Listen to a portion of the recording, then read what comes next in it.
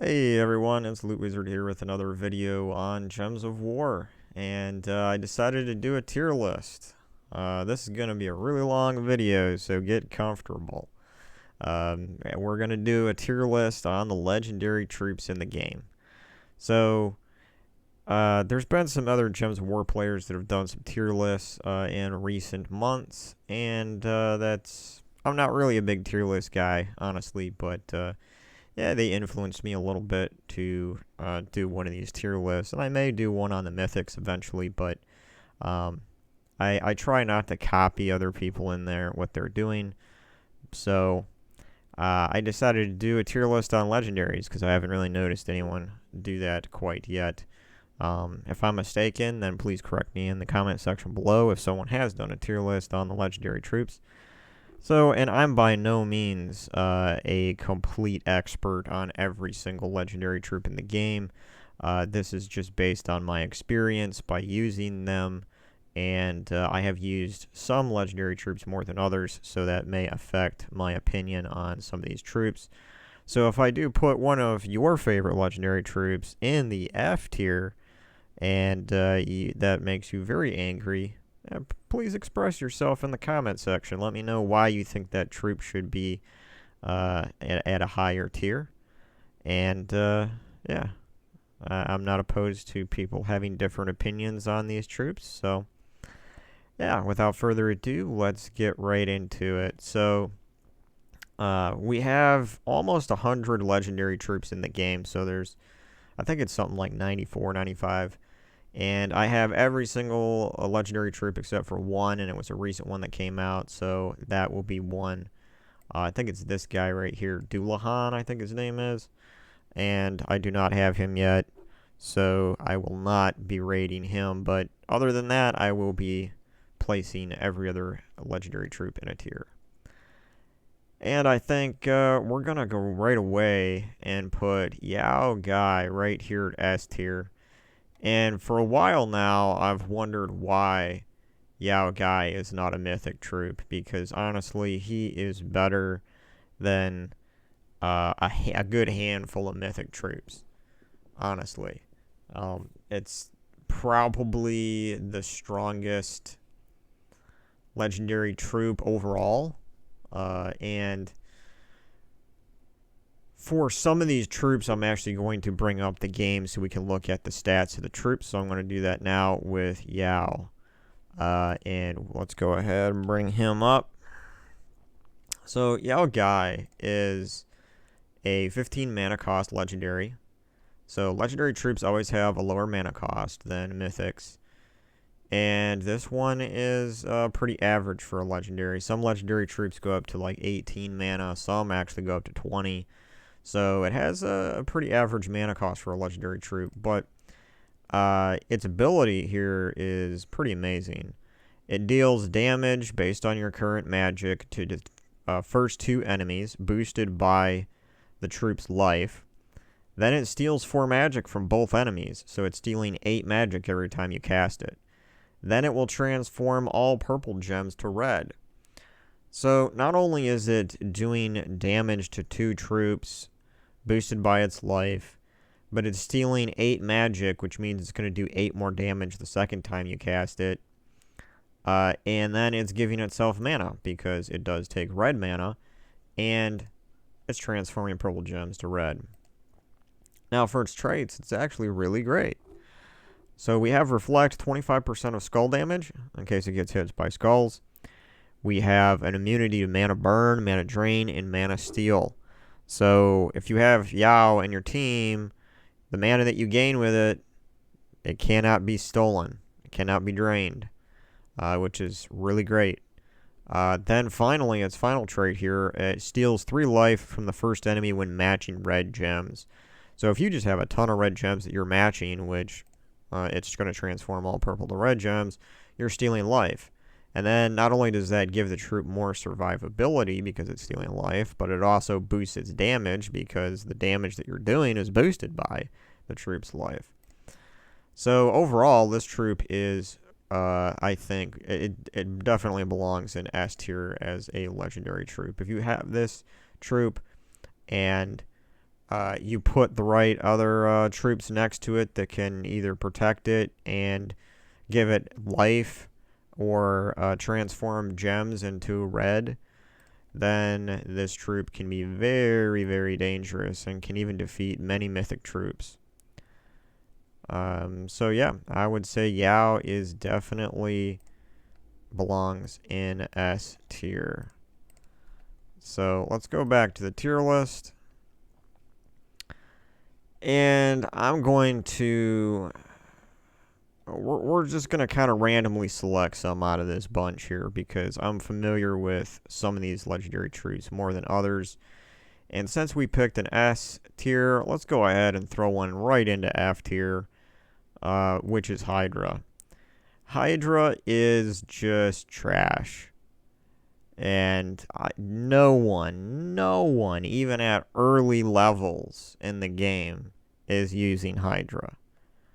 Hydra its damage is pathetic, and the only way that it can do a lot of damage is if the less health that it has, it does more damage. So the only way it can maximize its damage is if it only has 1 health left.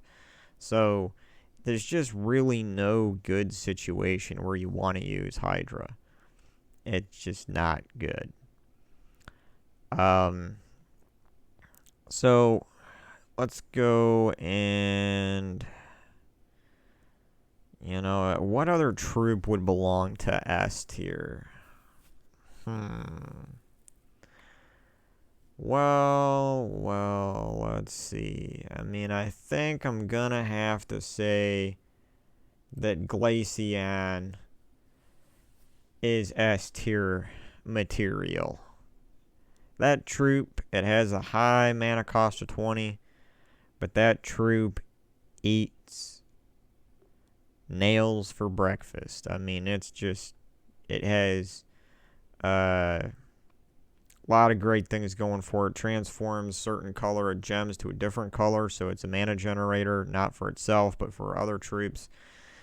And then it creates Doom Skulls, which is the most powerful skulls in the game. And I believe it does freeze an enemy too, so it's going to stop the enemy from getting those extra turns.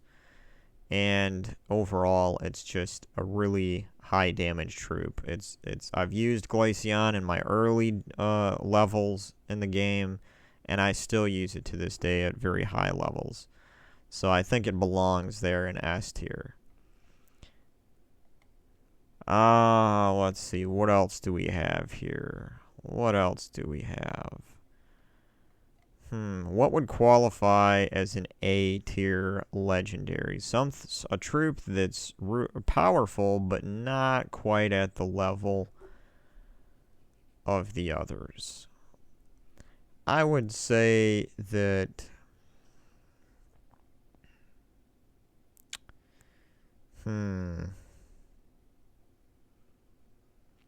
A tier. Well, I think I'm going to have to say that Kristinax is an A tier legendary. Kristinax has a few unique things about it. And there's a couple of things, though, where if it had a few different things, different ways of doing damage, it would be closer to S tier. Let's go ahead and find Kristinax. So, scroll through my long list of legendaries. Here we go. So, Kristinax, it removes all gems of a chosen color, which isn't as good as actually destroying them or transforming.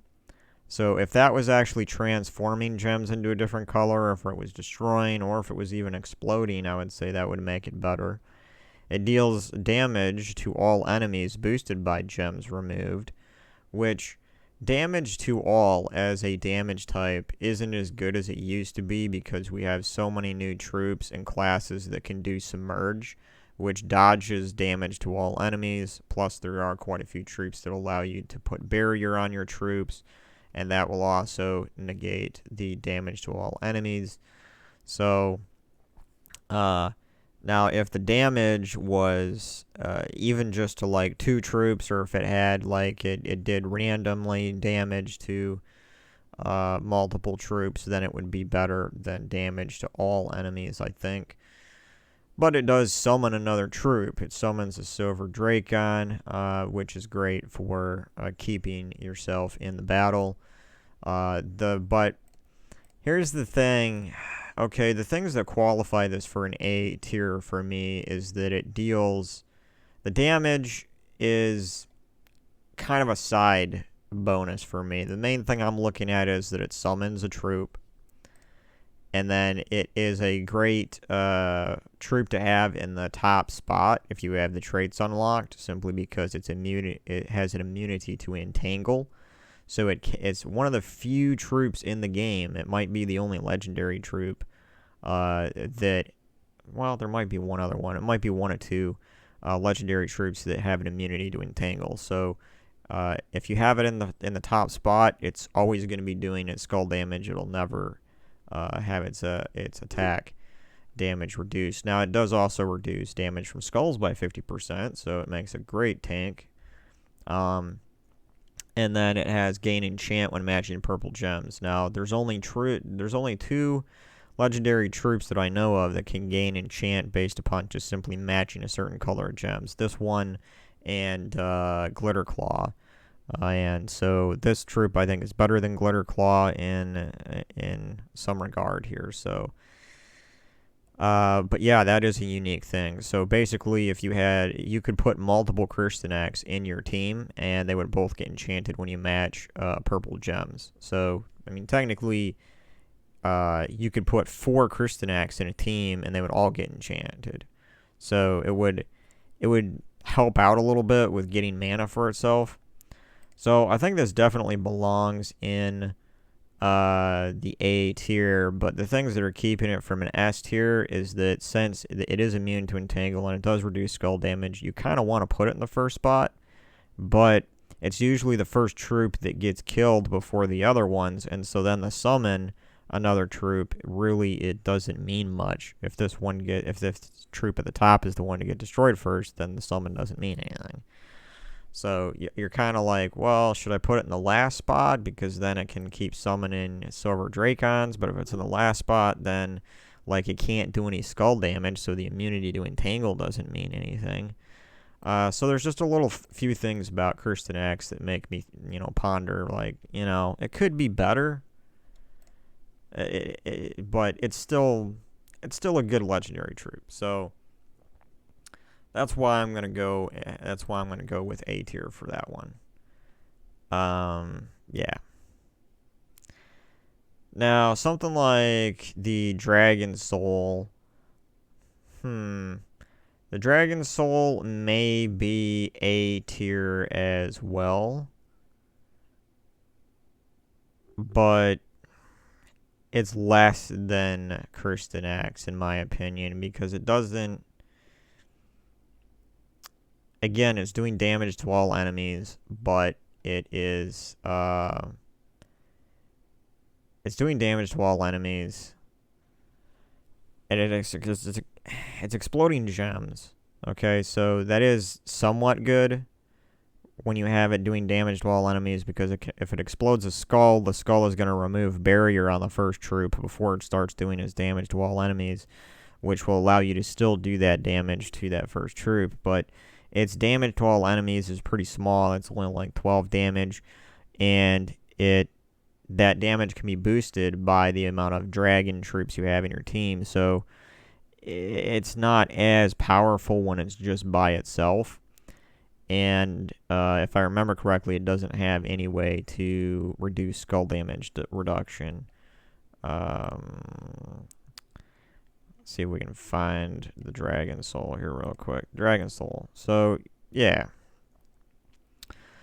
Okay, so I was a little bit wrong there about that. It doesn't deal 12 damage. It explodes about 12 random gems. So that's based on your magic. But it deals 8 damage to all enemies, boosted by the number of dragon allies, gained souls. Yeah, it doesn't have any way to reduce damage from skulls. And as a mana generator, a lot of times you want that troop to be the first one you power up, and so you're going to want these two colors not to be blocked by any other troop in your team setup. Now, it does have a 50% chance to become a baby dragon with full mana on death, but I don't think that's really that useful. Does it belong in A tier? I don't know. Its damage is really small at 8 damage to all enemies, and as I've already stated, damage to all enemies is kind of a not that great of a damage type anymore. So, actually, I think I'm going to put the Dragon Soul down to a B tier, because it's still good, and especially if you put it with dragon troops, it can increase its damage, mana generation. I think I'm going to bump it down to B tier. And some of you might really be raging right now, like that might be your favorite legendary troop, and that's fine. This is all just opinion. And, you know, like I said at the beginning of this video, you can post comments down below and let me know why you think certain legendary troops should be a higher tier. Alright, so, let's see. Now, I guess we could go with a attack troop here. We can go with Gorgotha here. I think it definitely has a different role. Its role is not damage, but its role is a tank and a mana generator. And I think it belongs possibly S tier for what it does. It makes just about every team that you put together better as long as the mana colors aren't blocked. So I think I'm going to have to go S tier with Gorgotha. Now, I might bump them down once I analyze it closer. I'll scroll through our list of legendaries and see what. So, Gorgotha, 15 mana cost, so it's not really that high. And since it has Explode, it is going to generate a lot of mana for itself. Because it's not exploding one type of color, it's exploding just a random amount of gems based on your magic. For me, it's 22, so pretty much the whole board gets exploded. And then it cleanses itself, which is great, because a lot of times you'll get Death Mark, or you'll get Web, or something like that. And so it has the ability to cleanse itself and get rid of that negative status effect. Now, so I think this is like one of the best legendary tanks in the game, because it has a very high skull damage reduction of 75%. And it also has a 25% chance to summon an Ancient Horror on death. It is immune to burning and fairy fire, which are a little bit of a bonus there. But I think this is pretty much the king of legendaries as far as skull damage reduction goes. So it's a fantastic tank. Not a really high mana cost. It's a great mana generator. It's going to explode those gems, and it's going to cleanse itself.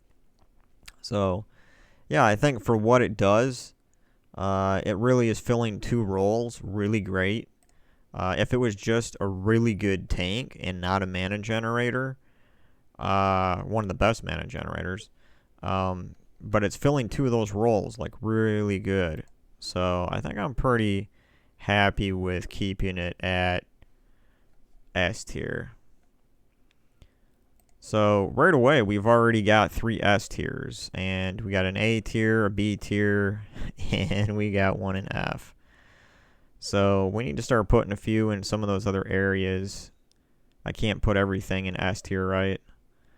Well, I was just kind of putting a few of those that my eye was catching those, because I use those a lot. Some of these other legendaries I don't use as much just because they're not that good.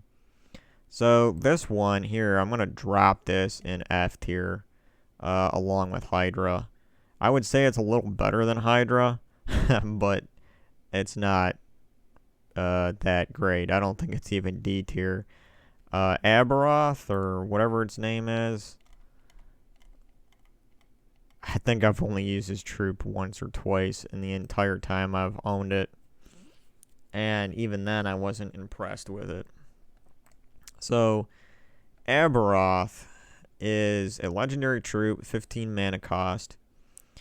But I think it's trash, and here's why. It removes all gems from the board. Now, removing a gem from the board, removing gems doesn't gain you any mana. Destroying gems, you gain the full effect as if they were matched. Exploding them, you gain, like, I don't know what it is, 50% of whatever the mana would be if you matched them.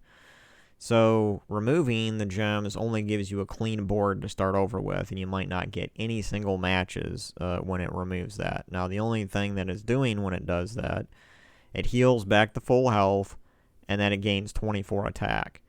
So, it does have some survivability, but its main position, according to its ability here, should be at the top, because it's gaining attack damage. Anything that gains attack damage is useless if it's not in the top spot.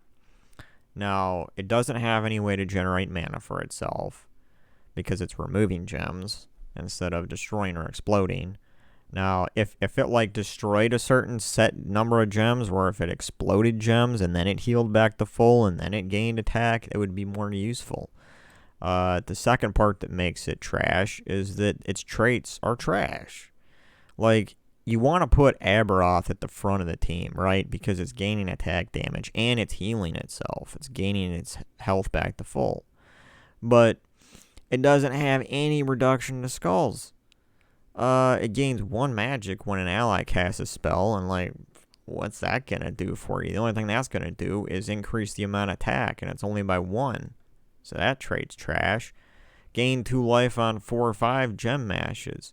Like, you're gonna gain full health when you cast it. So this trait is trash too, because why would you want to gain 2 life when you can heal yourself to complete full health again by casting it? Now, if this was explode 2 gems on 4 or 5 matches, that would be a lot better. As sacrifice here, this last trait, gain 3 to all skills when an enemy dies. Like, you only have 4 enemies, right?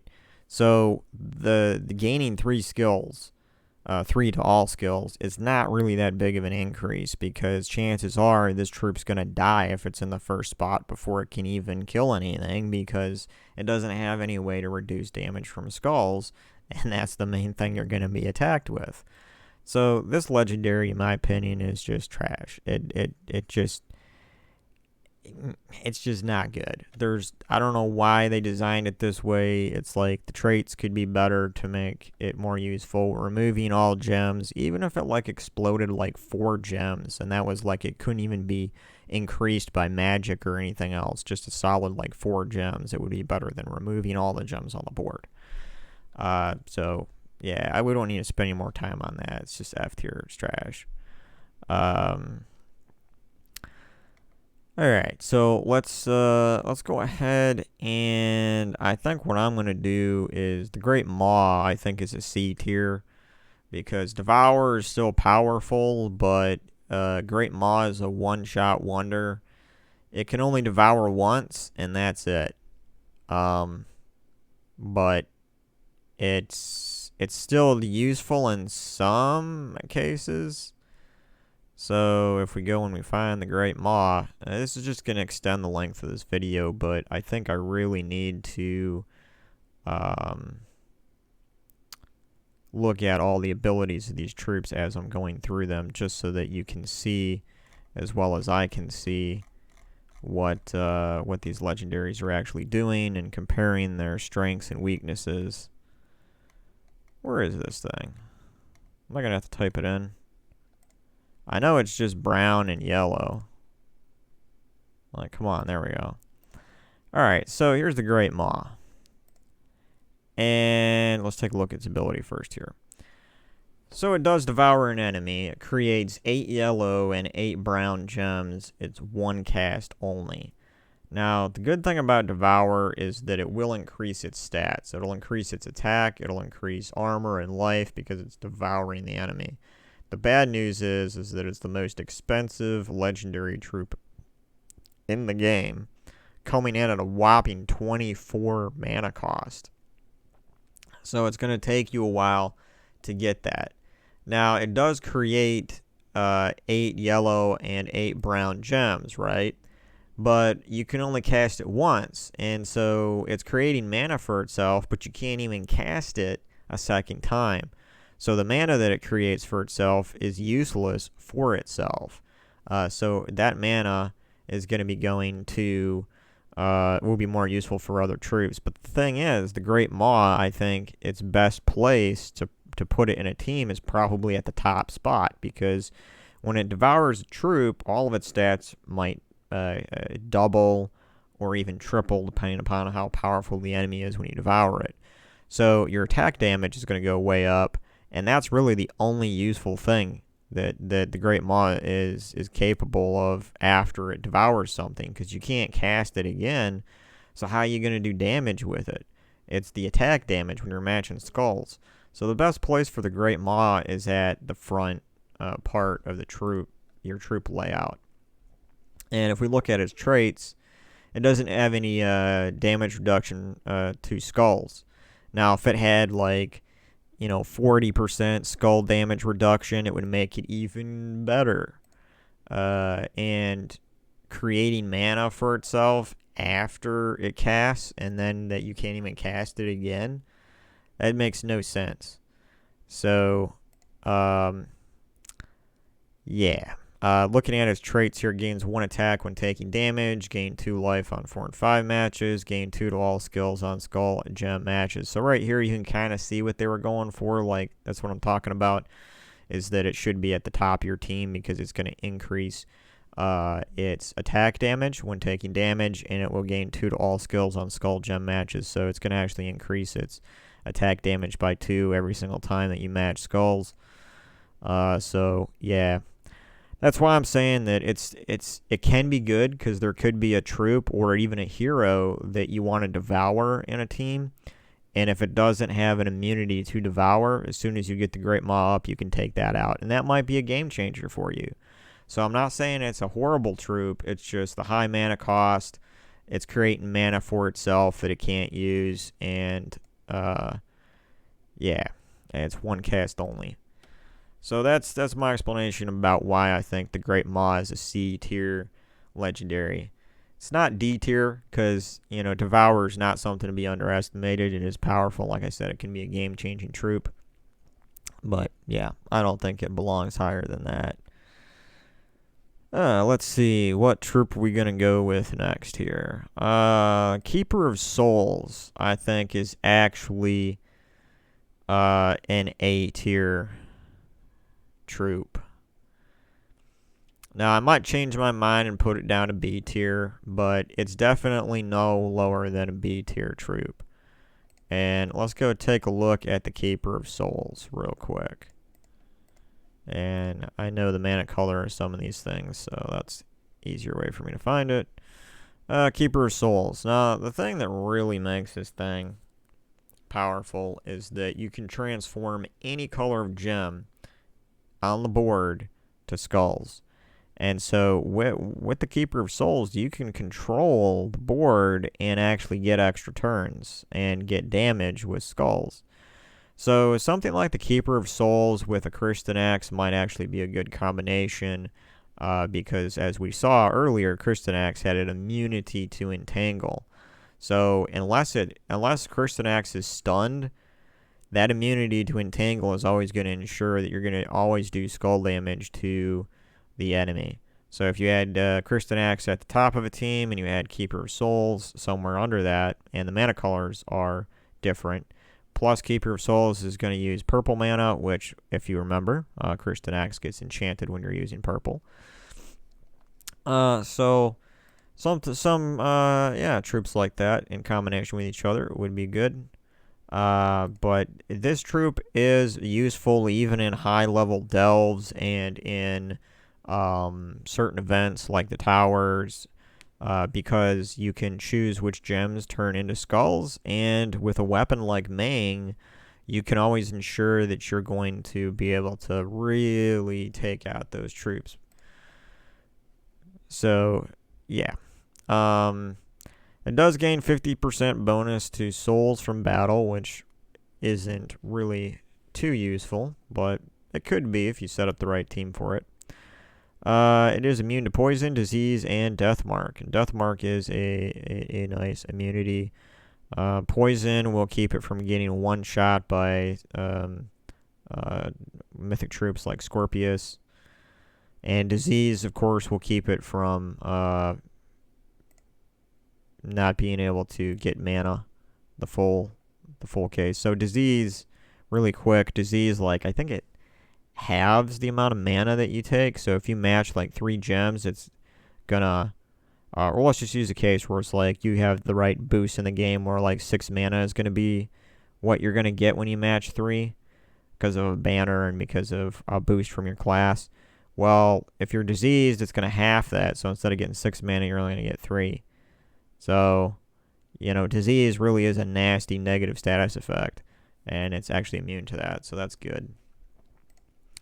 It does have a 50% chance to summon a white when an enemy dies, so that's good. So yeah, Keeper of Souls, I think, is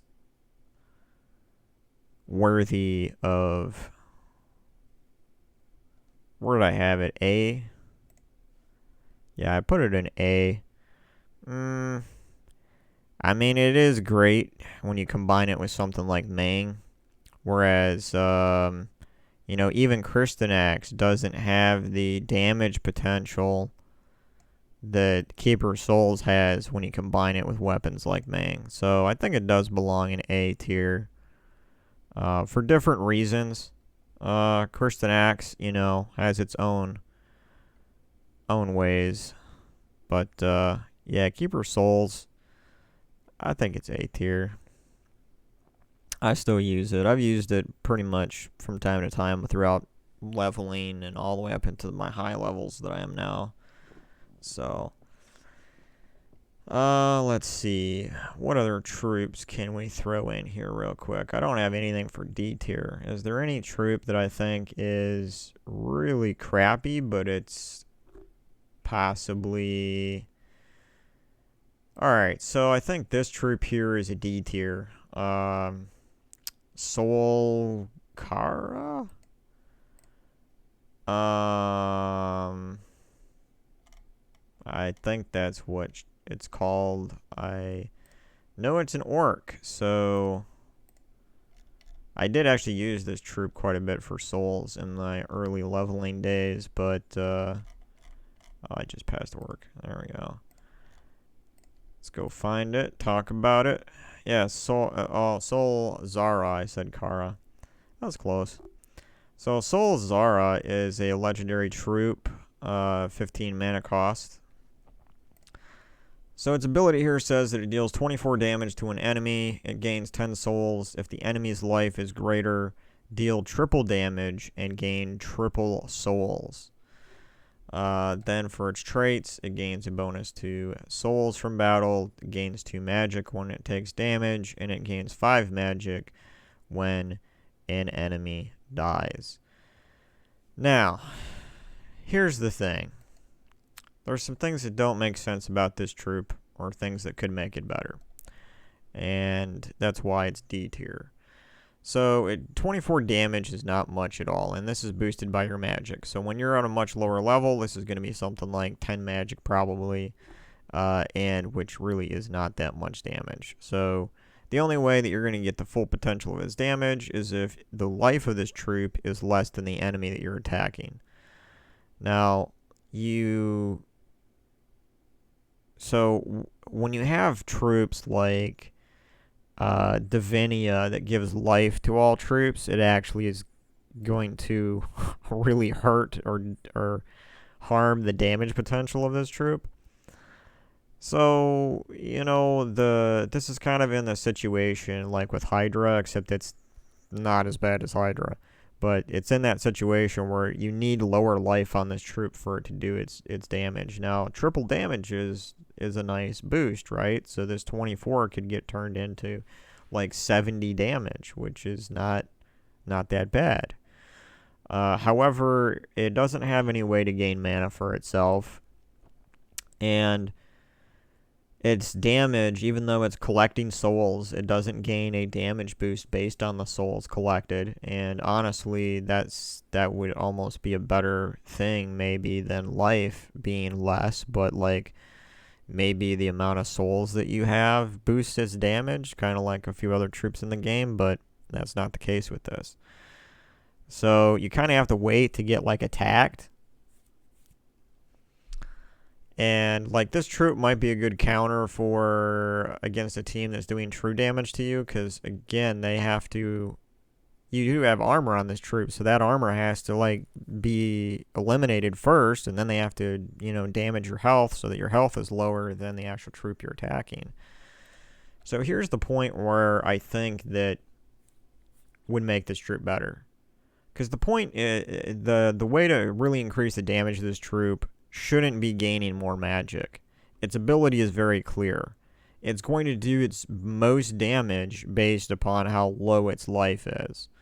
So instead of having a trait where it gains 2 magic when it takes damage and gaining 5 magic when an enemy dies, it should be lose 2 life when it takes damage, and it should be loses 5 life when an enemy dies. That's what these traits should be. Because you want that life to be lower than your enemy when you cast this thing in order to do its full damage potential. If it had that in its traits, it would be much better than it currently is, and it would probably go up to something like a C tier for me if it had that, because it would make it better. But since its traits are magic, gain magic instead of losing life, I'm putting it down into D tier, because that just, it could be way better than it currently is, right? Okay, so now we have troops in every single tier. It was a little bit of a challenge for me there for a second. I kept putting troops in the A and S tier for a while. Alright, so let's go ahead and decide here. I think we're gonna...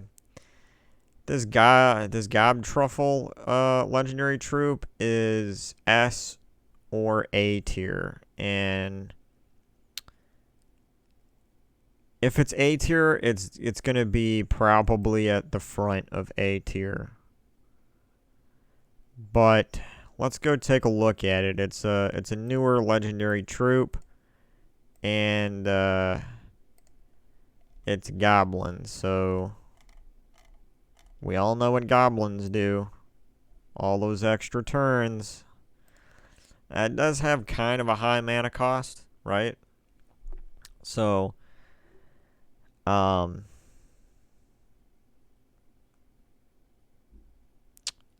it does have kind of a high mana cost, but most troops that generate mana don't always generate mana for their own color. So this troop actually does generate mana for its own color. So it says it deals 22 damage. Obviously, that's boosted by your magic to all enemies. Again, we have this damage to all enemies. So that isn't the greatest damage type, because if they gain Submerge, if all the enemy troops gain Submerge, you will lose 0 damage with this troop. 0. Create a mix of 16 green gems, green and brown gems boosted by poisoned and diseased enemies. Gain an extra turn. So 16 green and brown gems is nothing to sneeze at. That's a good mix of those gems. You have a great potential to get a 4 match, right? Or a 5 match. So the thing is here, it's also boosted by poison and diseased enemies. So, and the ratio is 1-for-1. So you're going to be yeah, you're gonna be potentially, if every enemy troop was poisoned and diseased, that means you're gonna multiply that by 8, so it's gonna create possibly another 8 gems on top of the 16 gems. And that's where you can really start to loop and regain enough mana for itself to fill up. So it does gain an extra turn as well. So whether you do gain a 4 or 5 match, it's giving your team an extra turn regardless, which is great. First trade is kind of useless in normal game modes. It does inflict poison when it takes skull damage, which is going to help its mana generation amount, and it diseases a random enemy when matching 4 or more gems. That's also going to boost the amount of mana that it does create. So as a mana creator and generator, this troop is fantastic, and it has the looping potential to continue to do damage. I think that it has the potential to be S tier. The damage to all enemies is, I think it belongs S tier. I think it does. But it's lower on the S tier. What would make it higher on the S tier list for me would be that this damage here was not damage to all enemies, but if it said deals 22 damage to 3 random enemies. Okay, if it had a thing like that, it would be much higher for me on the list. But yeah, let's go ahead and pop that at the end of S tier. And I know this list looks weird right now because we have more S tier than anything else.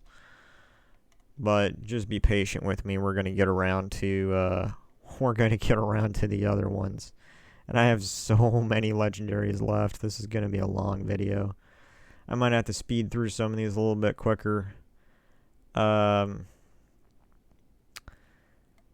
Let's go and do, I think Behemoth is a B tier, right?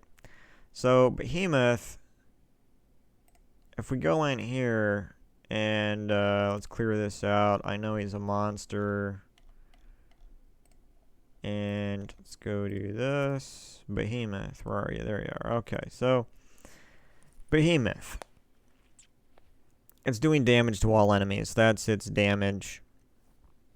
Again, I don't think that's the best damage, but it does have a 14 mana cost, which is pretty low for what it's doing. It's generating mana for itself, so it's destroying 12 random gems, which chances are a few of those are going to be its own mana cost. And it has damage potential to all enemies of 24, whatever your magic is. Now, for its traits, allies gain 2 attack when invading in PvP. That's not really significant, just giving you 2 extra attack to all your teammates in PvP. And then it's immune to all status effects, devour, and mana burn. So, that's great, because this is actually a great troop to have against weapons like the Essence of Evil. But it does not say that it is immune to mana drain, so that is something that could affect this troop. Now, it does say gain 10 life on 4 or 5 matches, and since you're probably going to be getting several of those when you're destroying gems, or if you combine this troop with something like the Mountain Crusher, because this takes brown, you'll be, and it creates a storm for brown mana, a dust storm, I believe it's called. So that would be a good matchup, and you'll be getting a lot of those 4 and 5 matches, and you'll see that life on it grow quite a bit. And since it has relatively low mana cost, if you have a good banner and for like double brown and something like Mountain Crusher, you probably could have 2 different behemoths in the same team, and it wouldn't affect too much of things going on. The only downside is the damage going for it, because it's not the best mana generator, because 12 gems really isn't that great. There's troops in the game that destroy like 24 to 26 gems, twice this much. And like I said, the damage to all enemies isn't fantastic, so I'm going to go ahead and put the Behemoth I think I'm going to keep it B tier.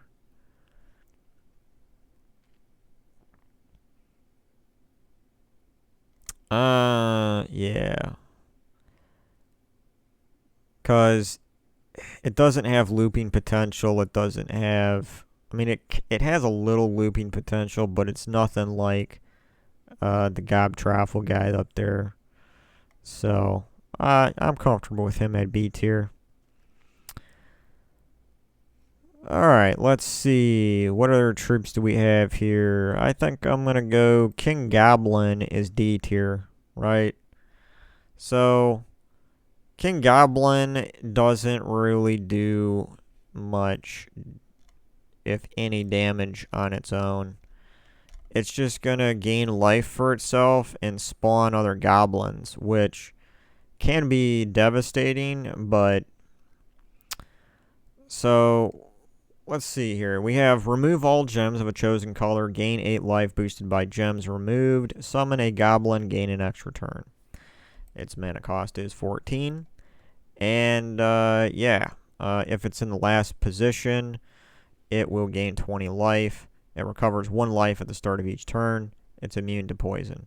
It does have a lot of synergy going for what it is. The team that created this card actually, it feels like the traits actually go along with what its ability is, which is nice to see. So, when it's removing gems doesn't gain it any mana. But it does gain 8 life boosted by those gems. So, the King Goblin really is just a meat shield at the end of your team that has the ability to just spawn infinite goblins as long as it doesn't die. Okay, which is actually really terrifying, honestly. Because goblins gain that extra turn, and if you're up against a complete goblin team and you don't have a way to freeze any of them, oh boy. You just sit back and just watch as extra turn, extra turn, extra turn, extra turn, and then you just, like, game over, you lose. So, and since we put a troop like Gob Traffle up in S tier, it has the potential to spawn that stuff. It can spawn any of these goblin troops. And a lot of those goblin troops are pretty nasty. So,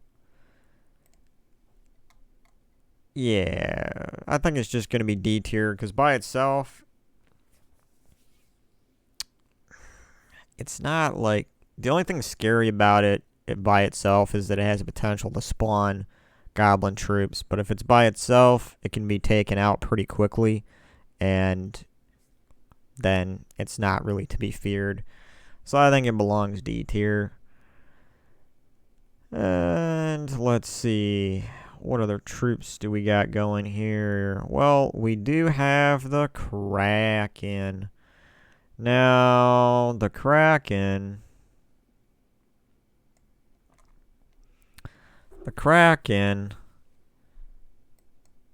I think is B tier. And it might actually be in front of Dragon Soul here. I may move it up to A tier, but let's take a look at it. I think it's a monster, isn't it? Yeah. So it has kind of a high mana cost, 17. And for such a high mana cost, it only has a 35% chance to devour the last enemy, which really isn't that high. I've had troops, well, there's the High King Iron Gut, which is a mythic troop, and I've got that thing at like 90 attack damage, which equals 90% devour, and it still failed me sometimes. So 35% chance to devour the last enemy is, when it works, it's awesome. When it doesn't work, it kind of like makes you lose, because if you it's hard to rely on that. Now, there is some things about it that I think do make it good, right? So, let's get into that, and then I'll try to justify my position for it in B tier. So it deals damage to the last 2 enemies. Now, I like this type of damage more than all damage, right? For reasons I've already explained. So that's good. It creates 8 blue gems, and that's not boosted by anything at all, which makes it not as great in my opinion. 8 blue gems. If there isn't already a bunch of blue gems on the board, your chances of getting a 4 or 5 match in an extra turn are pretty slim. So, and it doesn't even create the color that it's using for itself.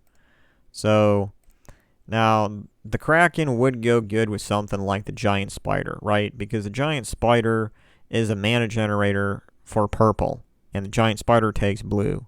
So, since Kraken is creating blue, it's going to feed into your Giant Spider, and then your Giant Spider, when it's full, can transform a color of gem into purple. So, those 2 troops go together pretty well. And since the final trait here, it says deal 3 damage to all enemies on 4 or 5 matches. And if you're using the Giant Spider, you're going to create 4 or 5 matches by selecting which gem color to transform into purple, and therefore you will do that damage to all enemies. It is immune to stun, which is usually a good trait to have, but in this case, it doesn't really help out the Kraken too much. Because when something is stunned, it means their traits are voided out until they recover from being stunned. So all that means is that if it got stunned, it would lose this, and it would lose the ability to do 3 damage to all enemies on 4 or 5 matches, which I don't really think is that big of a deal. So, yeah, I don't know.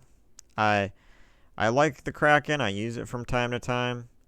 And really, the best way to use the Kraken is probably to, like, double it up in a team. You put 2 Krakens in there, and then you need, like, a way with, like, a Giant Spider and then some other thing that can act as a tank and a mana generator at the top.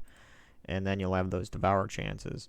But with so many troops now coming out with an immunity to Devour, if the last enemy does have an immunity to Devour, this 35% chance means absolutely nothing. And in fact, I would like to see, like, if I was going to put this in A tier, I would like to see where it could generate mana for itself somehow instead of blue gems for something else. Or if this 35% should devour the last enemy, was changed to it has a 35% chance to devour the one of both of the last enemies. Because it's doing damage to the last 2 enemies, so it makes sense that it could have the chance to devour them, right? To me, that would put it up to like A tier. So the fact that it has to rely on other troops for generating mana, and the devour chance is low, and it's only on the last enemy and not on the 2 that it's actually doing damage to, it's B tier. That's where I'm putting it. So, yeah. Don't agree with it? Post a comment under this video and let me know why you think I'm a total idiot for putting it in B tier. Okay, let's... Oh, there's so many legendary troops. And to go through each one of these, this is going to be like a 3 or 4 hour video. I might have to turn this into 2 parts, actually, guys. Because we're already going on an hour right now, and I've only got this many up there. So I might have to do 2 parts of this tier list. We'll see. Because I don't really want to go more than 2 hours for one video. Okay, so let's go into... let's see. What should we do? Emperor Corvash. Emperor Corvash, the troop that makes every Gems of War player curse. Okay, so I'm definitely gonna put Emperor Corvash up here in A tier at least. Because it's just nasty. Let's go take a look at it. So, let's see what we got here. it's doing true damage to the first 2 enemies, it stuns them, and it drains their mana. Now, this troop, I think, has the potential to be S tier, right? Because it's doing a lot of things that are just really nasty. 1, true damage, it's bypassing all the armor, so you could have 500, 1,000 armor, and it's going to bypass all that, and it's going to hit your life, and if you have less than 24 life left, you're dead. So that's a very dangerous type of damage, is true damage. And it doesn't matter if you are have submerge, you're still going to get hit by this type of damage. Now, the only thing that could block this is barrier. So barrier would stop this from happening, but both of those troops, the first 2 ones, would have to have barrier. And yeah, even it would just knock off the barrier, but I'm pretty sure that those troops would still be stunned because it's hitting them still. So stun is a really dangerous negative status effect to place on enemy troops. And it does that. And it not only does that to the first 2 enemies when it hits them, but it also has a trait here to stun a random enemy on 4 or 5 gem matches. It reduces damage from skulls by 25%, and it gains 3 to all skills if in the first position. So I like this. There is some synergy here. You can feel within the traits that it's meant to be in the top spot because it's gaining 3 to all skills within the first position, and it has some reduction to skull damage. It would be nicer if this was like 50%. To consider this for like S tier. I think it kind of already has potential to be S tier. But if this had 50% damage, a reduction of damage from skulls by 50%, I would be like, yeah, that's even better. And then what would make it even better is if it had immunity to stun. Instead of gaining 3 to all skills within first position, it's pretty good. But what would make that even better is if they change that to immunity to being stunned. Because Emperor Corvash can still be stunned. And if it's stunned, then, yeah, all of its traits just mean nothing there. But even if its traits do mean nothing, even if it is stunned, it's still going to be doing true damage. It's still going to be stunning them. And it's going to be draining their mana. And having your mana drained is frustrating. Okay, so if you have like a Mountain Crusher at the top spot, and you're like, that's your main mana generator, and you got it almost ready, it's like right there about ready to be cast, and then the opponent casts Emperor Corvash, all the mana just gets drained from those. And if the enemy has a way to generate mana for Emperor Corvash quickly, oh man, it's a nightmare to try to get your troops powered up. So I think it belongs at the first spot of A tier, and it might have some potential to go S tier, but for now I'm going to put it at the top there of A tier. As we go along here, I might readjust that and put it up to S, but I think I'm comfortable with it at the top of A for now. Alright, so let me see here. Since we're on a monster page, I might as well do a couple of these other ones. Crew Arg the Dread. This is a legendary troop. And 15 mana cost. It's considered a monster demon. It deals damage boosted by your magic to the 2 last enemies. If there are 13 or more red gems, summon a random demon. And what I've found is that this kind of thing really isn't that useful because, summoning a random demon is nice, but at the same time, summoning is never something you really want in a troop that's going to be at the very top of the team. And its traits kind of lean itself towards you want it to be at the top of the team, right? So I like that it's doing damage to the 2 last enemies. It's not an all damage type, but it has no way to generate mana for itself. And let's take a look at the traits. So allied demons gain 2 life. That's not really good at all. I mean, yeah, yay, 2 life. That's nothing. Now it is immune to all status effects, devour, and mana burn. So I mean, it's got that going for it. That's pretty powerful, right? But it looks like it can still be mana drained, which is unfortunate.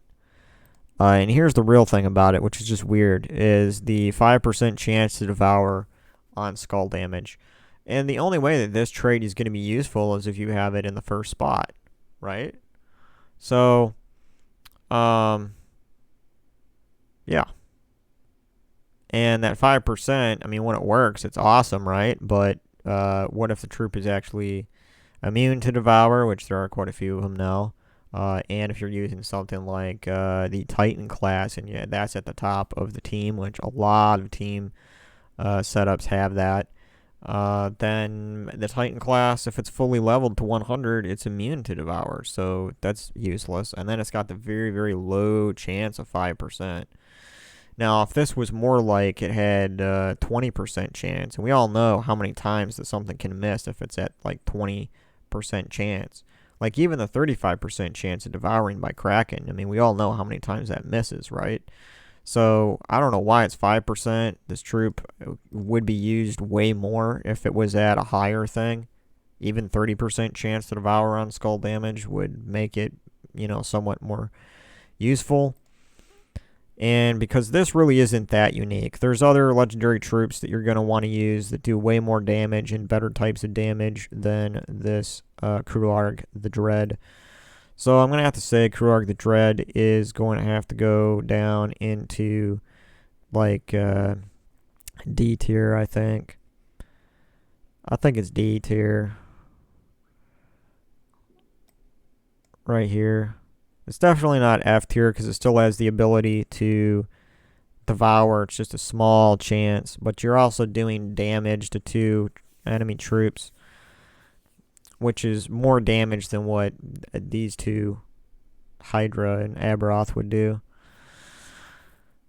Alright, so C tier is kind of lacking, but we'll find some troops here eventually that go into that. Crimson Bat. Let's evaluate this one real quick. So the Crimson Bat, it deals true damage to all enemies and it gains 16 life when it's cast. That sounds great, right? True damage is always good damage to be doing, but at the same time, it's the damage type that you already know I don't really care for all that much, which is damage to all enemies, and then it gains 16 life. So, yeah. Then, I mean, it's got a standard legendary cost 15 mana. Now let's look at its traits. It says it deals double skull damage to divine troops. It is immune to poison, disease, and death mark. And it deals double skull damage to wounded enemies. So it's dealing true damage to all enemies. It gains life. Yeah. So there's some things that just don't make sense with the traits here and its ability as far as like it. I don't feel enough synergy going on with this troop to really rate it high. So, for example, if you just remove gain 16 life from its ability, and if you had steals life, which is a type of true damage. If you had steals, a certain amount of, let's say instead of doing damage to all enemies, that it just stole life from like the 2 first enemies or the 2 last enemies, I think that would make it more useful in the current type of troops that we have going on today in the game.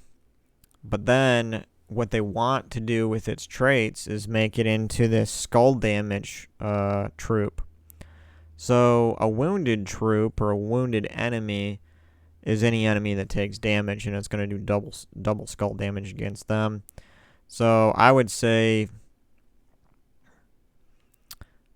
if I was going to change what this troop was going to do to make it better, I would say that it steals like 20 or even like 15 life from the first 2 enemies, because you're going to want to do skull damage against the top enemy. And then you would be gaining life, so you wouldn't even need this extra thing here.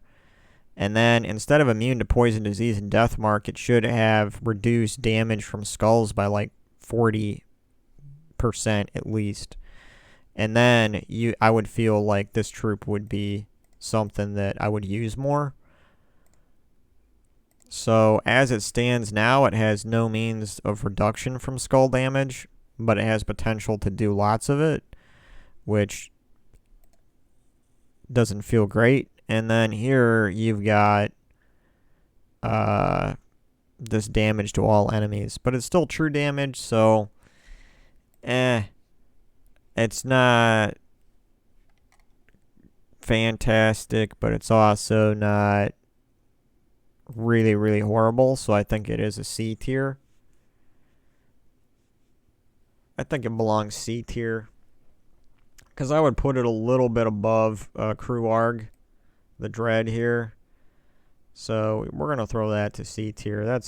I'm comfortable with that.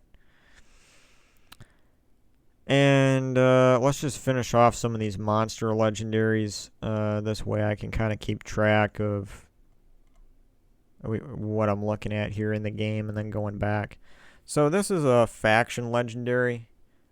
So this is actually one of the easier legendaries in the game to get, possibly, with Chaos Shards. And let's evaluate it here. Let's see. So Chief Dargon, it has 13 mana cost, which is a little bit less than the average, because the average is 15. So that's good. It gives 26 attack to itself, all allies below it, and then it explodes a row.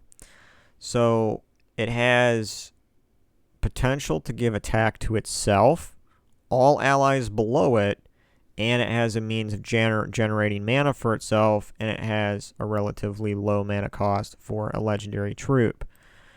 Its traits: it inflicts bleed when doing skull damage, which bleed is a form of true damage where every single turn 1 bleed will make it lose 1 health. Reducing damage from skulls by 50%. I like to see that when you have its ability is asking you basically to put it at the top of the team, because it's going to be giving all allies below it attack damage. So this is a smart move right here for them to put that in there. Then it says it inflicts bleed on a random enemy on red gem matches, which it's going to be matching red for itself, so that is good synergy. So for what this troop is supposed to be and for what it's supposed to do, I think it's a great troop. I think it belongs probably somewhere in A tier, possibly, because it has such a low mana cost. You could probably cast this thing at least like twice before it dies, and all the troops below it are going to have an increase of like 50 attack damage, which can be devastating if the enemy doesn't have a bunch of entangle mechanics going on. So is it S tier? No, I really don't think it's S tier, because yeah. Let's take a look at the list here. Yeah, I would say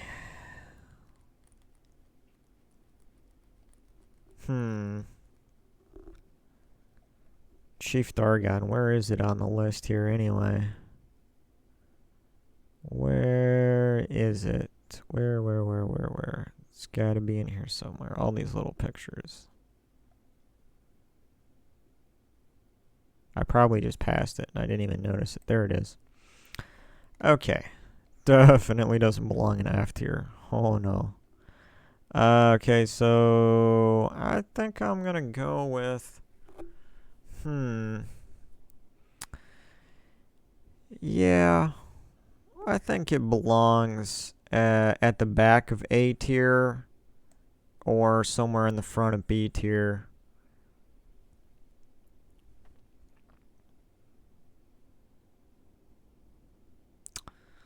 I think I'm pretty comfortable putting it at the top of A tier right now. You know? I mean, that's just my opinion, but I do find myself using it from time to time. Yeah. For what it's supposed to do, it does it good. Alright. So, moving on here to, we have Scylla. So, Scylla is a legendary troop, has the standard or average 15 mana cost. And for its ability, it deals 34 damage, or whatever your magic is, to the last enemy. There's a 25% chance to kill them. It's lethal damage. Then it will submerge all other allies. So whether this procs, this 25% chance to kill them, whether that procs or not, is besides the point. It will still submerge all other allies, and you will still be doing damage to that last enemy. Yeah. For its traits, gain 2 life 4 or 5 matches, gain 1 magic when an ally casts a spell. Both of those are pretty much useless. Create a Bone Storm on 4 or 5 gem matches. Now that could actually be useful. And if you combine a troop that does a lot of skull damage, with this troop, that could be great, because a Bone Storm is going to create more skulls coming down on the board, and it's going to create that Bone Storm every 4 and 5 match. So that's interesting. Now these 2 traits here, I don't know why they even bothered to put these in here, because that's just like, why? Gaining 1 magic doesn't really do anything for you. Gaining 2 life is really minuscule. Those traits are not that great. So it's really the last one there. And 25% chance to do like lethal damage to them, basically. When it procs, that's going to be fantastic, but again, it's not something that I would rely on in a team. I would use it more for submerging all other allies down here, and for its Bone Storm. So, like for Guild Wars, if you can spy out the enemy team and you realize that, wow, look at this, they have all of their troops are doing damage to all enemies. That's the only damage type they have, which you could put this troop in here, and every time you cast it, you would submerge all your other allies, and you would dodge all that damage. So, submerge is actually a really powerful status effect that you can have on your troops these days. So for that alone, it is useful, but it also has that chance to do lethal damage. And even if it doesn't do the lethal damage, you're still doing the 34. So Scylla, where would Scylla go?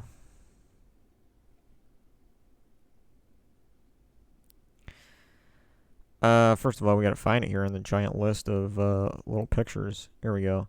So I think Scylla belongs in C tier. Yeah. Simply because its Submerge is probably the most useful thing on it, along with its Bone Storm capability. And other than that, you know, I wouldn't say that this, if your team died, all your troops died, and this was the only troop you had left, I really wouldn't have high hopes of surviving. That 25% chance to do lethal damage is pretty small. And when you think about it, you have a 75% chance that it's not going to work. So, yeah. I'm comfortable with putting it in C tier. Someone out there is probably going to call me crazy for listing some of these troops the way that I am. But that's what's fun about these tier lists, I guess, right? You know, my opinion, your opinion. Yeah. Probably going to get like a couple hundred people, you know, removing their subscription from my channel after this tier list. But I do these videos for fun, so it doesn't really matter to me. As long as there's a few people that find my videos helpful or funny, that's all I care about. Yeah. So moving on here, let's go back and look at, I think there's one more or two more here in the monster list, and they're both faction legendaries. So we have the Wendigo and the Zorodar. Now the Zorodar, let me do this one first, because I actually was fairly impressed with this one when it came out for the first time. Deals 28 damage to the first two enemies. Transform yellow gems to skulls to boost the damage, and it's a 1-1 ratio. So how many ever skulls get boosted is the amount of damage that's going to be added to your attack to the first two enemies.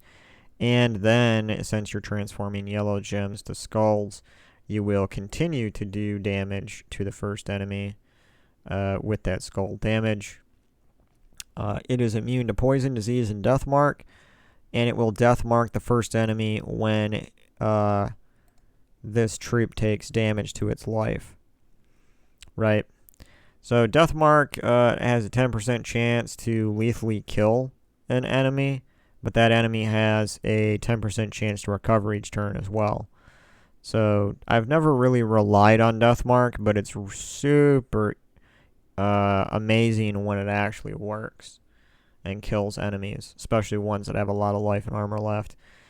But yeah, as far as its other traits here, it's not fantastic. I actually wish that this troop would have a reduction to skull damage, because I mean, it's transforming yellow gems to skulls, right? So I would expect here to have a trait, probably this middle one could be changed to like 40 to 50 or 60% damage reduction from skulls. To me, or it could even have reflect. I mean, reflect skull damage would be worse for itself, its ability to survive, but it would actually do a lot of extra damage to the enemy. So I would be happy even with that. But they don't give it anything, even though it's a legendary troop that's transforming skulls.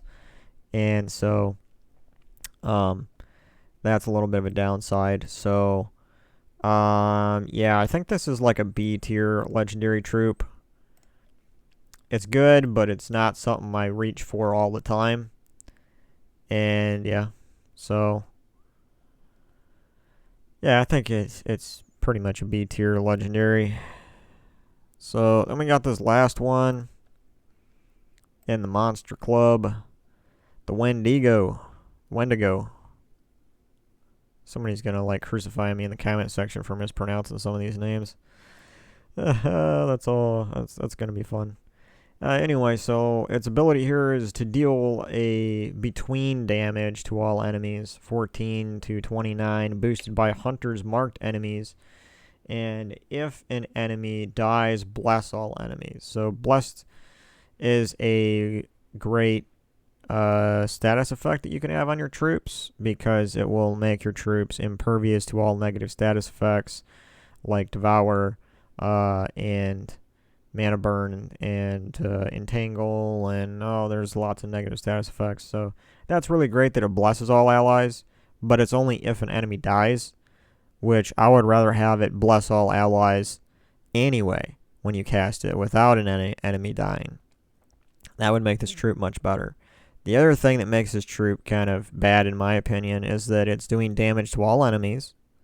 And not only that, it has a between this damage and this damage. So it's not even like doing the highest damage all the time to all enemies.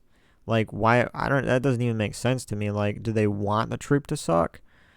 I mean, I guess they're figuring that it's boosted by hunters marked enemies, and so you gain an extra 5 damage for any enemy that is hunters marked. But that only gives you a potential of an extra 20 damage, and so you have a potential of maybe doing like, up to 49 damage to all enemies at its max potential. But again, this is damage to all enemies, which in my opinion isn't the greatest damage type. Let's look at its traits really quick. So it is gaining magic when attacking delves. It inflicts Hunter's Mark when it takes skull damage, and Hunter's Mark it gives Hunter's Mark to a random enemy when matching red gems. Okay, so that makes it a little better that Hunter's Mark can be placed on enemies, random enemies, when matching red gems. That gives its damage a little bit more potential. But inflicting Hunter's Mark when it takes skull damage, I mean, that's interesting, but the only way that's going to work is if it's in the first spot and it doesn't have any damage reduction to skulls, so I take that as kind of a negative. And yeah, so unless you're using this troop with a weapon that Hunter's marks, or if that's like your main thing is all like Hunter marking troops, you're not going to get the full damage potential. But again, it's doing damage to all enemies. So what if you have a team that's based around Hunter marked? If you Hunter mark all your enemy troops and they have submerge, you know, again, all the damage boosting that you did is nothing. It's worth nothing if they're submerged. So, yeah, that's that. But it would work good probably with other troops that might have their damage boosted off of Hunter marked. But again, this is random, so you can't even focus like in on the first enemy. Like, it makes more sense to me if they would actually have Hunter's mark the first enemy when matching red gems, because it also has inflict Hunter's. Yeah, wait a minute here. Yeah, it has inflict Hunter's mark when I take skull damage, so I see why they did random, because they have that. I guess it makes sense, but I don't know. I feel like there's things that could make this troop better. Even this last thing, if they would just have bless all allies without the if an enemy dies, it would make it a lot better in my opinion. I would probably use it more because bless is a good status effect to have on all your troops. So the Wendigo, what tier will we place the Wendigo in? And I think I'm going to have to put Wendigo in C tier. If I can find them. Where is the Wendigo? Where are you? So many little pictures. It's not this guy, because I know that's Sledge, or Sludge, whatever his name is. Wendigo, here he is. So C tier with Wendigo. Gonna go ahead and put him up there. Right. Alright, so we actually have 4 troops S tier, 4 troops A, 4 troops B, 4 troops C. I didn't even plan that out, but it's kind of working out to be that way, so yeah, that's fun. Alright, yeah, we still have some pretty good legendary troops to go through here, so yeah, this is exciting. Let's see, who will we do next? Well, I do have some. Should I just pick one type like dragons and just go through all those and then go to a different type? Or should I just do randomly? Hang on a second here. This bunny guy. The rabies rabbit guy, whatever his name is. Bunny Nog, I think. Yeah, he's definitely D tier for me. He was F tier, but they actually boosted some of his stats recently. Let's just type him in. Yeah, so this guy here, 14 mana cost. It deals 26 damage to an enemy. If the enemy is a knight, deal double damage, and there's a 50% chance to devour knights. Its traits: reduces damage from skulls by 20%, start battles with 50% mana. It deals 5 times skull damage against knights. Okay, so if you're going up against a knight team, this troop has a lot of damage potential. If you're not going against a knight enemy, this troop sucks. I don't care if it has 50% starting mana, reduction from skulls by 20%. It sucks if you're not fighting knights. Now, fortunately, there are quite a few troops in the game that are considered knights. But, come on, man. Like, 26 damage to an enemy And then every other thing about this troop is about knights. And I just never really use this troop because why? Like, it's, unless you're going up against knights all the time, and yeah, it's just, I think it belongs D tier still, even with the boost, the buffs that they gave it. Alright, so we got that one out of the way. Actually, it is considered a wild folk, but let's go beast, and let's look at some of the legendary troops here in the beasts, and let's get these out of the way. Yeah. Okay, so we did that, the Bunny Nog guy. Let's do Forest Guardian next here. 18 mana cost, and for pretty much all the legendary troops that will generate or transform a color into skulls is going to be 18 mana cost. That's pretty much the standard for those types of troops. But this one, I think, belongs... It might be A tier. Might be A tier. Now, transform purple gems to skulls and transform brown gems to green. Allied beasts gain barrier. So, barrier is a great status effect that you can have on yourself. It saves you from lots of different damage types, and it is really frustrating to fight against. So anytime you can put barrier on your troops is a good thing. Unless that's the only thing your troops can do and they can't do any attack damage, then it's bad. Because it just prolongs your death. But moving on here, so it does use green mana, and it's going to transform brown gems to green after transforming purple gems to skulls. So it will generate mana for itself, and it will give all allied beasts barrier, including itself, because it is a beast. And for its traits, allied beasts gain 2 life. That's junk. Gain 1 life when an ally casts a spell. That's junk. All beasts start battle with 50% mana. That is fantastic, because if you create a beast team, this troop will give them all 50% starting mana, which is fantastic. The one thing that doesn't make sense about this troop, since it is a skull damage troop, is that it should have one of these traits as a reduction to skull damage, because what if you want to put this troop at the top? You know? That would be great. And, yeah, so that could make it much, much better, since it is a troop that's creating skulls. But other than that, everything else about it is pretty fantastic. So we're going to go back over to the tier list. We're going to go ahead and find ourselves the Forest Guardian, wherever it is, right here. And we're going to put the Forest Guardian at... I think I'm going to put it at A tier, simply because it's a great legendary troop for beast teams, and it generates mana for itself. It's creating skulls, and there's a lot to be said for it when it's transforming a mana color into a color that it can use, and also the adding barrier to all other troops is great function, and then allowing all the other troops to gain 50% starting mana. Excuse me, I had to get a drink of water. My voice is starting to crackle a bit here.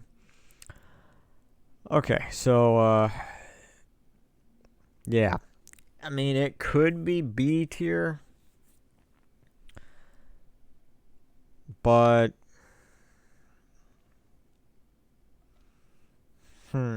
I mean, there's a lot of things I just like about it. For what it is, I think it's a fantastic beast legendary troop. Has a lot of great things about it. So it can do damage with the skulls. It can generate mana for itself. Yeah, I think I'm going to leave it A. So, yeah. Alright, so let's go back to here. Let's look at a different one. Frost Feather is a newer legendary. I think a month or two ago it came out. So Frost Feather, 16 mana cost, so it's a little bit higher than the average 15. It deals 25 damage to all enemies. If there is an ice storm, curse all enemies. And yeah, so curse is becoming quite a powerful negative status effect that you can place on enemies. So curse actually negates some of these status immunities, like the impervious trait. It'll just eliminate or negate that. So curse is actually pretty strong, but for this troop to cast cursed on all enemies, there needs to be an ice storm. So once again, it's going to have to rely upon a different troop in order to get that ice storm going. It has an immunity to frozen. It gains 1 magic when an ally casts a spell. It freezes all enemies when it dies. So, I mean, immunity to frozen, I'm not going to complain about that, because if you're frozen, you can't get extra turns, and that's annoying as hell. So, yeah. Freeze all enemies when I die. I'm not going to complain about that, because it's always nice to freeze the enemy. I would prefer it not to be on its own death, but that is what it is. This middle trait, though, that's trash. Like, who wants to gain 1 magic when an ally casts a spell?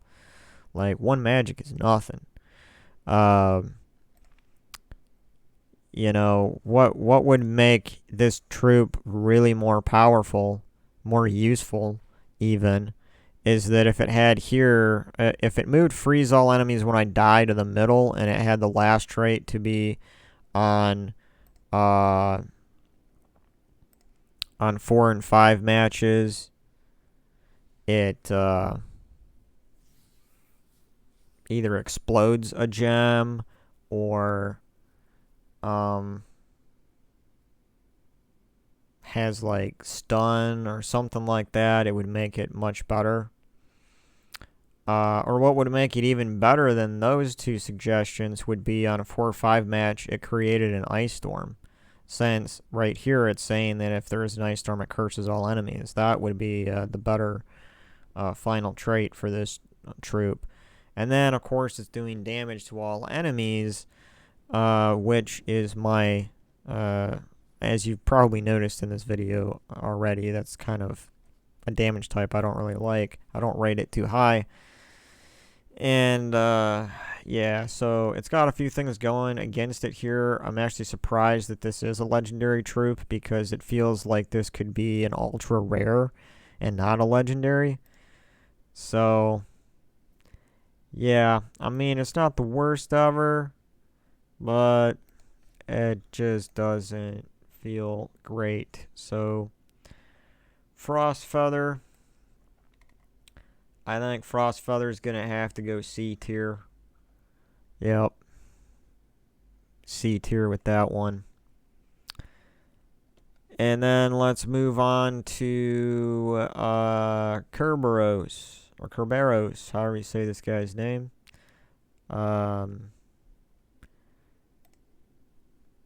This troop is interesting. I like it sometimes, and the fact that it's a beast, it could work with the Forest Guardian, because it's going to get half mana if it's matched up with that troop. But it deals 30 damage to an enemy with a 40% chance to devour them. Now, 40% chance is good, but at the same time, it has a 60% chance to not devour them. And that can be really frustrating. So, yeah. The 30 damage is okay, because at least you're still doing damage to them, even if you don't devour them. But, yeah, what I would like to see, what would make this better to me, is if the damage was a little bit higher. You know? Because, or if it, since it has this devour function here, if it said deal 30 damage and reduce their attack by 20, and then with a 40% chance to devour them, I'd be like, man, that's actually kind of nice, you know, because you're reducing their attack damage by a certain amount as well.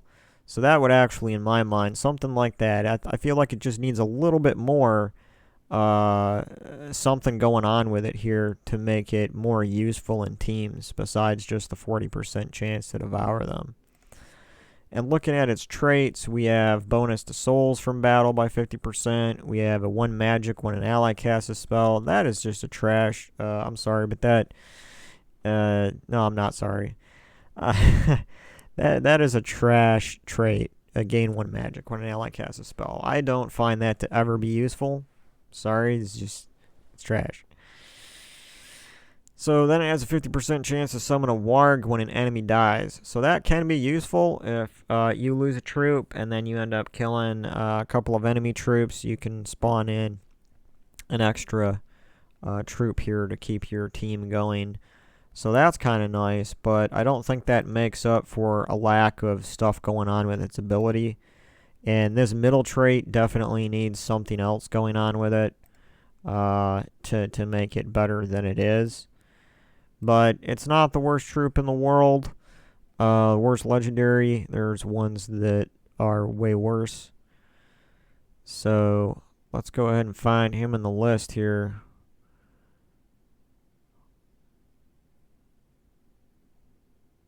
Here he is. So I think this is the case where 40% chance to devour is nothing to really complain too much about. So I think I'm going to go B tier just simply because I've used this troop a lot in the past, and the 40% chance seems like it fails a lot. And then, you know, it's not as reliable. And it's kind of in the situation like with the Kraken over here where you have that 35% chance to devour. But the Kraken has, it does... It does close to 60 damage because it's doing damage to 2 enemies, and then it has a chance to devour the last enemy. Plus, it creates some gems. So I think those are in the same tier, just a little bit apart from each other. And we're not even halfway through this, guys, and I'm already at 1 hour and 40 minutes or so here on this video. I told you it was going to be a long one. This is almost like a critique and review of every single legendary currently in the game. Which, yeah, it's more than just a tier list, I guess.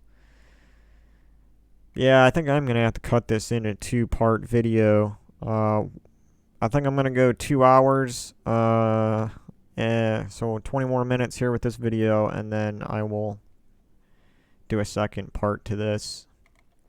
So, before we run out of time here, let's get into another one. Next guy here is Keelan.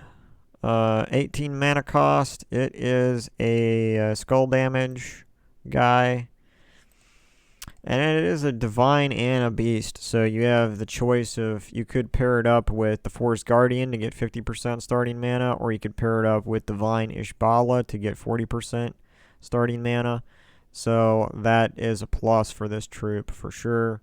It converts purple gems to red, and then and brown gems to skulls. Bless 2 random allies. So purple gems to red, and it uses red, so it's generating mana for itself. And then it's blessing 2 random allies, which bless is it cleanses troops, and then it makes them impervious to all negative status effects. So bless is a very powerful positive status effect. For its traits, it has all allies gain 2 random skill points, which is not great, but it's something. For the middle one, we have summon a light storm at the start of a battle, which it's okay, but yeah, so you're going to be getting light storm is more yellow gems on the board, and it doesn't even convert yellow gems. It converts purple gems to red, brown gems to skulls. So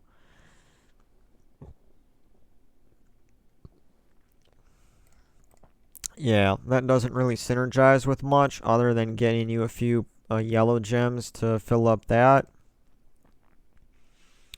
Then it says it gives all allies 1 magic on 4 or 5 matches. So, I mean, that's better than giving yourself only 1 magic on 4 or 5 matches. You're giving it to all the troops on your team. So, yeah, that's pretty good. It's not horrible. But again, this is a skull troop. You're converting things to skulls. So this first one here, all allies gain 2 random skill points. That first one, honestly, could just... If they changed that to skull damage reduction, it would make this troop even better. So but it's got a lot of great things going for it. So I think it is a candidate for A tier. And so we're going to go ahead and pop Keelan up here in A tier. Yep.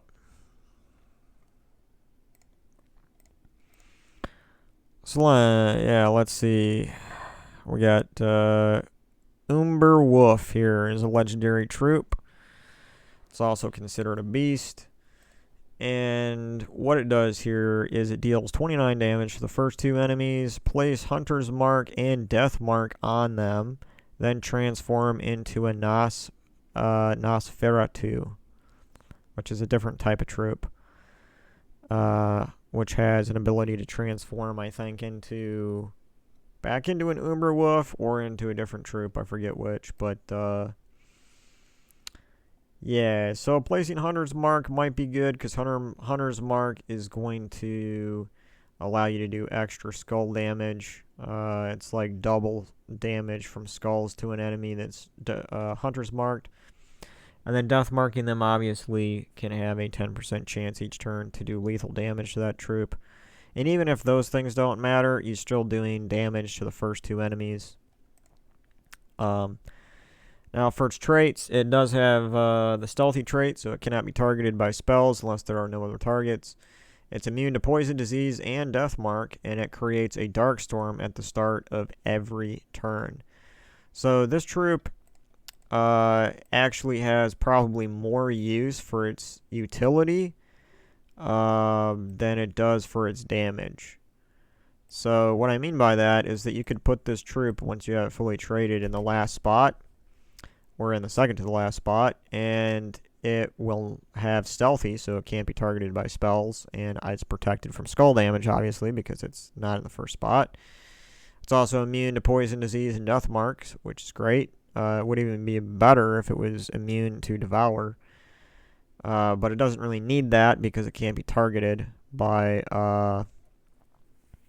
any spells with the stealthy, so I guess it doesn't even need devour when you think about that. But then here, create a dark storm at the start of every turn. That is pretty darn good right there. So that means more purple gems are going to be falling down on the board. So if you combine this with some exploder troop like Gorgatha or the Dragon Soul, you're going to be getting a lot of purple matches coming down on the board, and that's going to be fantastic. Actually, yeah. Place Hunter's Mark on the Death Mark. Okay. Yeah, for its Dark Storm at the start of every turn alone, and the fact that it can't be targeted with spells, I think definitely is going to give it a spot. I'm going to say... Yeah, I mean, by itself, it's not really dangerous, so I think I'm going to have to say that it's like a C tier. It's great for that one function, but outside of that, for damage, not super fantastic outside of that. So if you don't need purple mana in your team, and you don't want to have that Dark Storm every single turn going on, then, it's not really going to be that great of a troop. So we're going to go ahead and throw it here, or even D tier. I mean, I hate to throw it down that low, simply because it's you know, it has that generating mana with the storm going on. Which, yeah, I think that alone earns it C tier instead of D. If it didn't have that, it would definitely be D tier.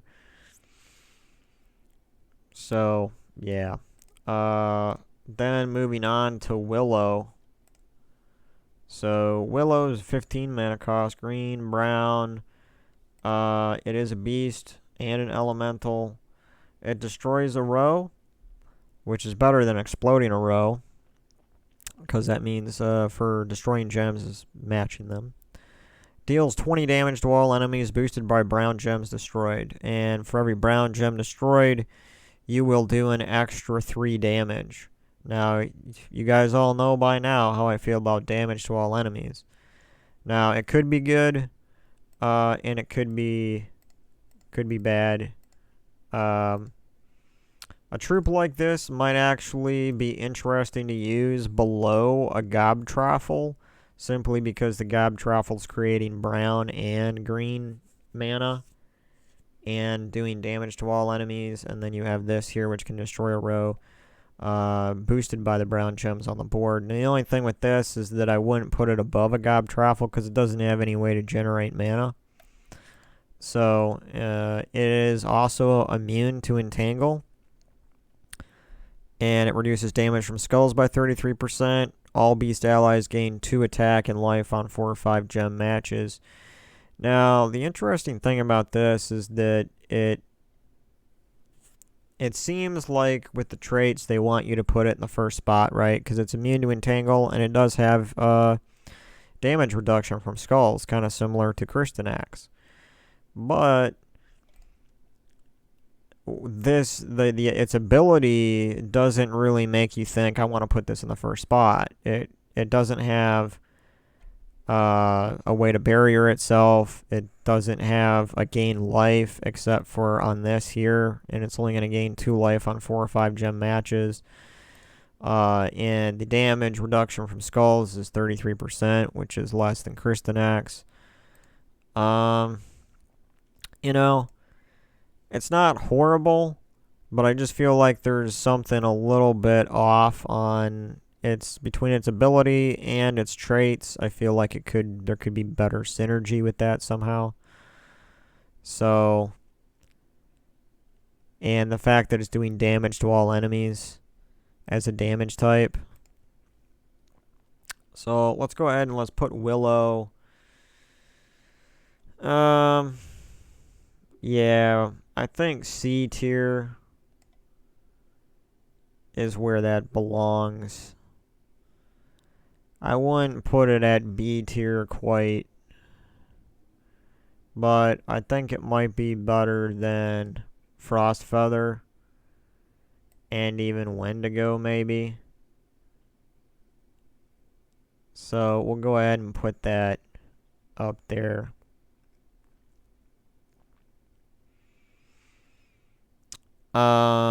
Yeah. Alright, yeah, we're starting to get a good little list going on here. It took me 2 hours, or not quite 2 hours yet, but to create this list so far, and we're probably about a third of the way through, so maybe this is going to be 3 2-hour videos. But, you know, I'm trying to be thorough, so lots of legendaries in the game. I'm trying to give them all some time in the spotlight.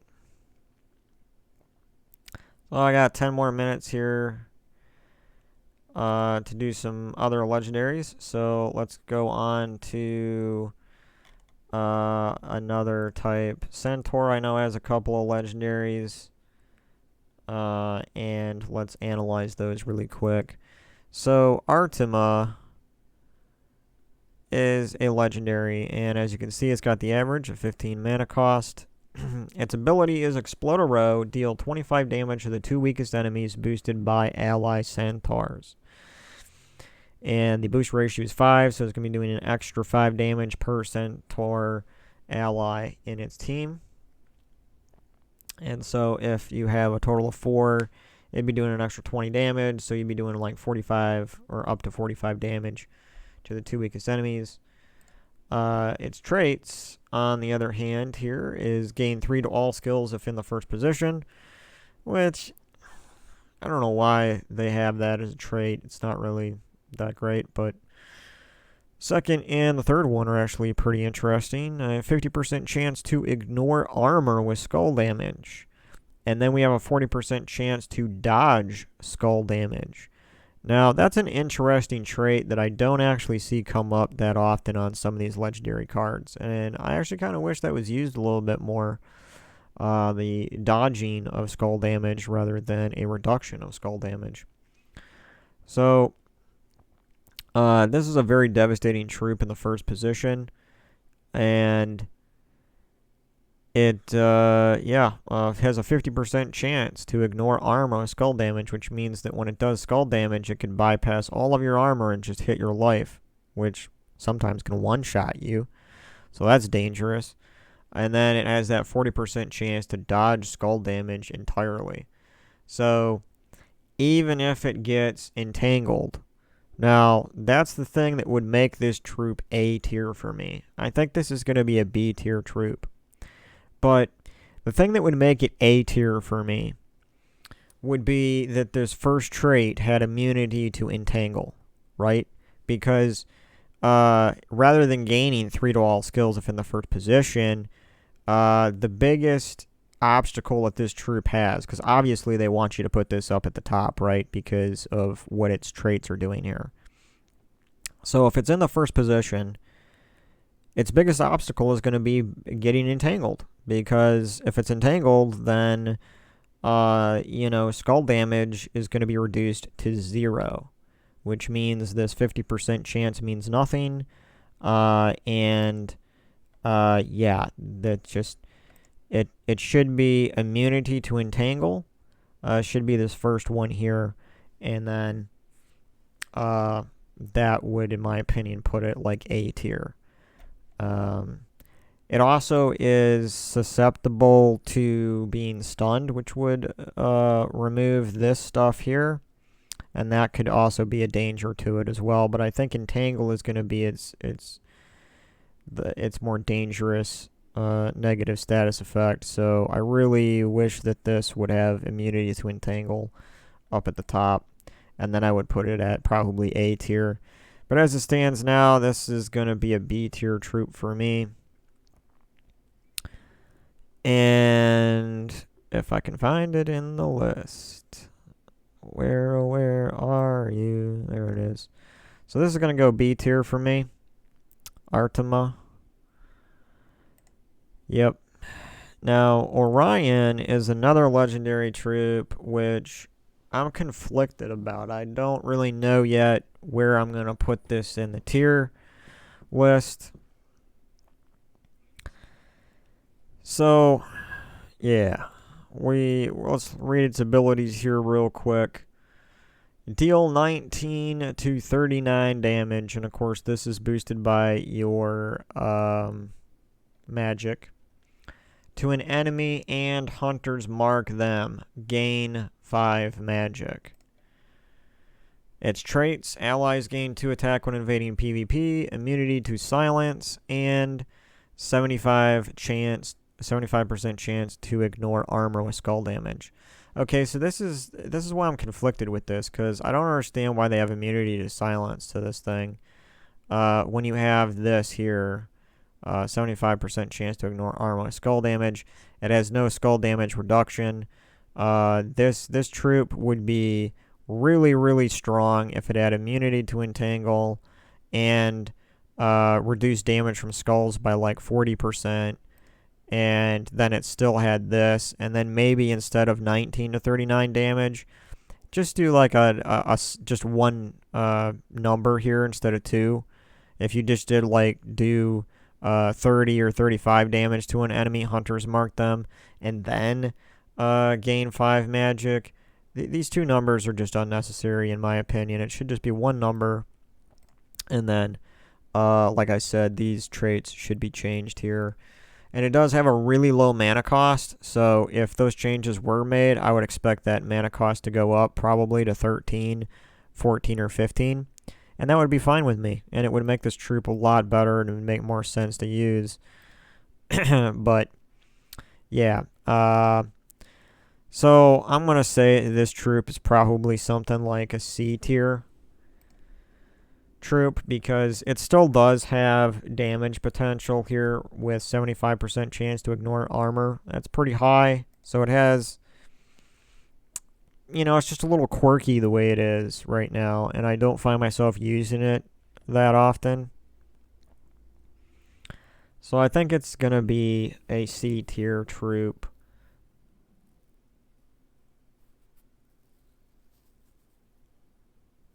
Yeah, I'm comfortable with putting it in C. So let's find it, dude. Let's find it. Orion, where are you? There he is. Orion goes up there in C tier. Yeah. I'm happy with that. Yeah. Alright, guys. Well, we are approaching the 2-hour mark with this legendary tier list. So I am going to create a part 2, and if you've made it all the way through this video, up to this point, I applaud you. You have a great attention span, because I know that I'm probably really boring, and I don't even know if I would want to sit through a 2-hour video talking about the troops, so I don't know. If you listened this long, or watched it this long, thank you very much, and, consider subscribing or putting a like on this video, and that would give me motivation to continue to do more videos on Gems of War. So, yeah, look forward to part 2 of the legendary troops tier list. I'll see you in part 2.